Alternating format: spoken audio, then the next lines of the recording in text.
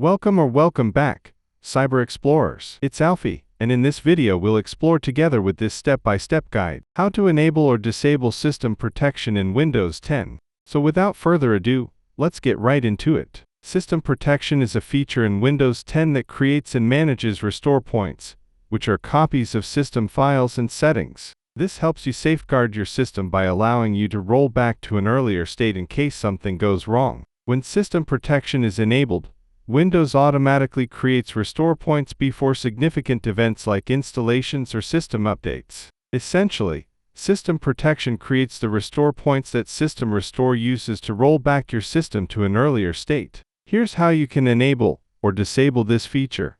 Enabling system protection, right-click on the Start button and select System, or right-click the Start menu and click on Settings, or press the Windows key +I to open Settings. Click on System in the Settings menu. Click on the About tab. Click on the Advanced System Settings or System Protection, or you can just go to the Start menu or search bar and search for Advanced System Settings. In the System Properties window, go to the System Protection tab. Select the drive you want to protect, usually the C drive, and click on Configure. Select Turn on System Protection and adjust the max usage slider to allocate disk space for restore points. Click Apply and then OK to save your changes. It's better to allocate around 5 to 10% of your total disk space. Disabling system protection.